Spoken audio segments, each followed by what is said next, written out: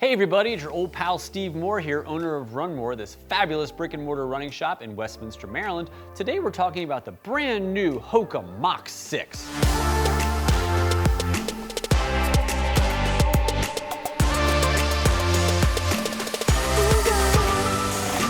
Hey, just a quick disclaimer, Hoka did not provide us with these shoes. They have not asked us for our input. We're not supplying this to anybody in advance for any edits. This is just our own thoughts and opinions on the shoe.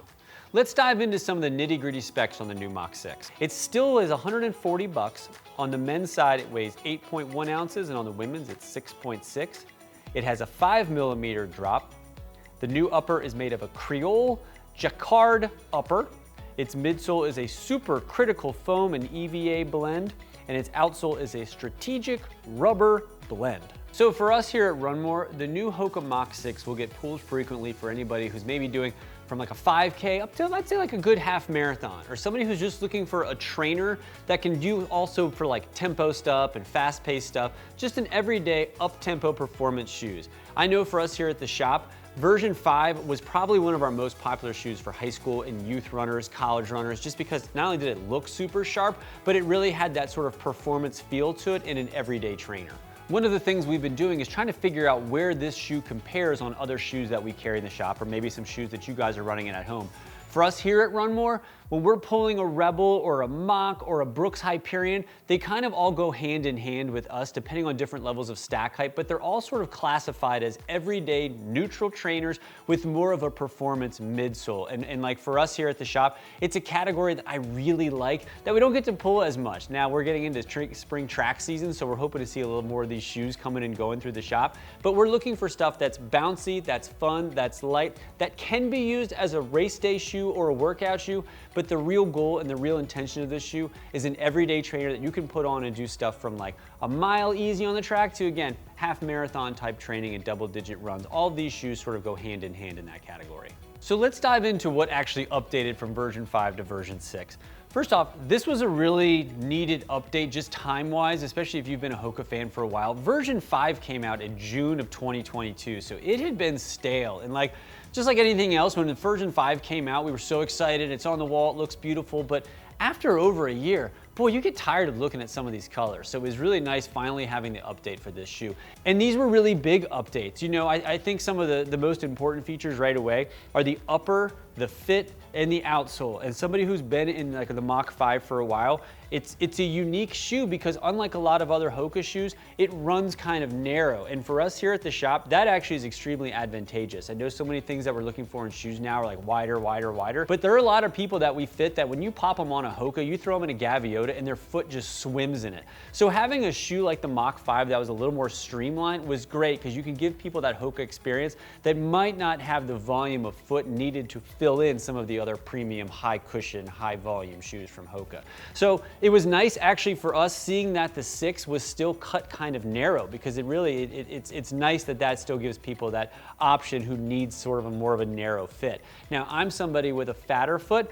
It didn't bother me that this shoe was more streamlined, and it kind of did in the 5. Like, while this is still aesthetically, you can tell it's still kind of cut narrow, where it gives me the width is better in version 6 than it was in version 5. And I will also say, I actually didn't love the 5, and I know I'm totally on an island with that based on sales and customer feedback. This shoe, for whatever reason, caused me to supinate more, and I definitely felt myself more slippy and slidey in this shoe, partly because it didn't really have any rubber on the outsole, you know, and that also affected the durability. To see this huge update where they've added some serious specific zonal areas of rubber should really help with durability, really help with traction, and it gave such a nice premium update to the shoe. While it seems so minor, it's a really big, nice addition. Also, the 5 kind of had a roaming tongue, and I know there's probably a better way to say that without sounding so creepy, but it had kind of a roaming tongue, and it was fun. I do a lot of stupid things as I'm getting ready for these videos, and one of the things I do a lot is like I'll put one on one and one on the other, and I'll spend like an hour walking around with 2 different shoes on like a jackass, just for you people out there. But I always found that on the 5 is that the tongue wobbled around too much and we get stuck here, stuck here. They added a little security piece here. Again, it's so small, but that was one of the feedbacks we heard consistently. So to see them address it was very nice. Now, the biggest update that we have found is the update to the midsole material here. This was the ProFly Plus, and now they've updated to a super critical foam midsole. I wish they would name it. That would make me a little bit happier, but this is a more responsive, more plush feel when you put it against the 5. Similar stack height, similar all of those specs, but you can feel the difference in the premium plushness when you step into this compared to where the old Mach 5 was.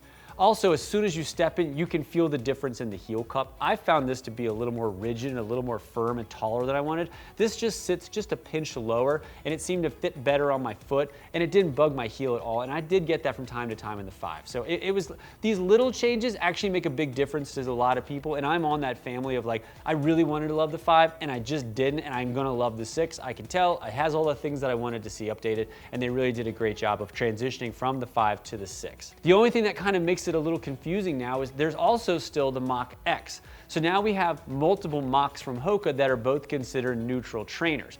One is a little bit more premium, it has a little more fancy midsole, and it also has a plate through it. Not a carbon plate, but it has a plate through it to give a little more rebound, a little more responsiveness. So what we have found with people, which we're probably going to continue to see, is maybe somebody who's like more on a price point, who might be looking for a Mach, and then maybe somebody who wants longer miles to have a yin and yang option for training and race day or training and workout shoe, you have that option.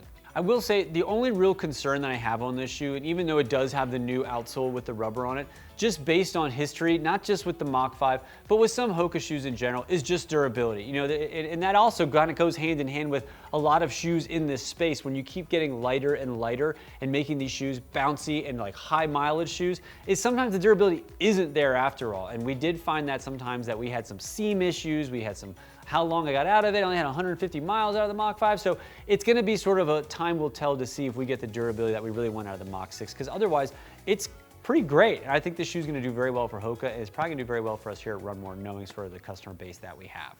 Well, anyway, that's my thoughts on the new Hoka Mach 6. I really hope you enjoyed it, and I appreciate you sticking around for all the fun facts we talked about today. If you found this video exciting, helpful, and entertaining at all, do me a solid and like and subscribe to our channel. It's a sincere way to help appreciate our shop. It helps us find new people in the interwebs. If you find yourself in the greater Westminster, Maryland area, stop on by RUNMOORE, say hello. There's a good chance you'll see me here. And if you wanted to purchase this fine new product, head on over to our website. We'll have a link down below. And if you enter promo code RUNMOORE, just one word, RUNMOORE, you'll save 10% on the new Hoka Mach 6 or any other new shoe on our site. Thank you so much. Happy running, and we'll see you around town.